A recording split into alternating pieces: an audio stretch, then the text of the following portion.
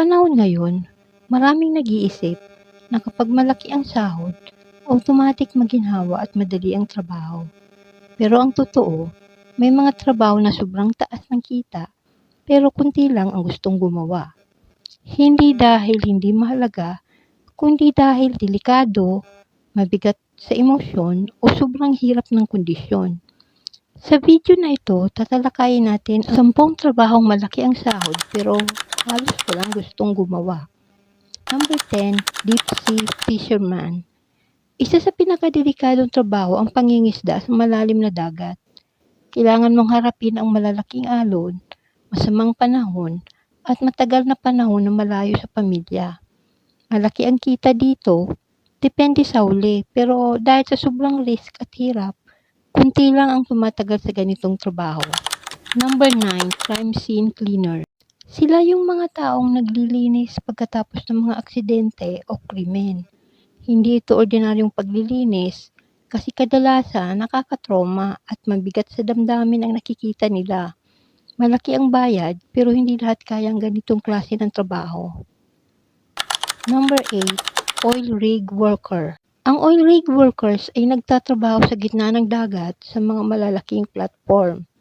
Minsan weeks o months kang hindi nakakauwi sa pamilya mo.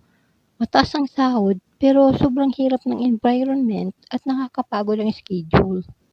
Number 7, Sewer Inspector. Sila yung bumababa sa ilalim ng lupa para mag-inspect ng sewer systems. Madalas madilim, mabaho at masikip ang lugar. Hindi siya glamorous na trabaho pero importante at may decent na kita dahil sa hirap nito. Number 6, Embalmer. Sila yung nag-aayos ng mga yumao bago ilibing o ipurol. Kailangan dito ng respeto, mahabang pasensya at emotional control. Hindi to kaya ng lahat kasi mabigat sa damdamin kahit stable at maayos ang kita. Number 5, Underwater Welder. Imagine nagwe-welding ka pero nasa ilalim ng dagat. Mataas ang pressure, limitado ang visibility at delikado ang paligid. Isa ito sa pinaka-high paying na skilled job sa mundo dahil sa risk level. Number 4, Air Traffic Controller. Sila yung nagmo-monitor ng lahat ng eroplano sa airport system. Isang maliit na pagkakamali lang pwedeng mag-cause ng malaking aksidente. Kaya sobrang stressful nito, pero mataas din ang sahod dahil sa responsibility. Number 3, Mining Worker. Mga miner na nagtatrabaho sa ilalim ng lupa sa matinding init at alikabok. Physical na nakakapagod at may risk sa kaligtasan. Kaya kahit malaki ang kita, hindi siya pang long-term na trabaho para sa karamihan. Number 2, Mortician.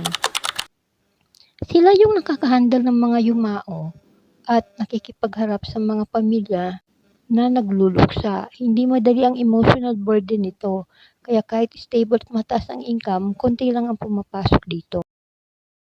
At ang number 1, Biohazard Cleaner. Sila yung naglilinis ng mga dangerous waste, chemical spills at contaminated areas. Kailangan ng full protective gear at strict safety protocols. Isa ito sa pinakaayaw ng mga tao pero isa rin sa pinakamataas magpasahod dahil sa risk. Ipinapakita lang ng trabahong ito na hindi lagi madali ang kapalit ng malaking kita. May mga trabaho na kapalit ng pera ay hirap, risk at emotional pressure. Kung nagustuhan mo ang video na ito, huwag kalimutang mag-like, mag-subscribe at i-on ang notification bell para sa mas marami pang ganitong content. Salamat sa panonood!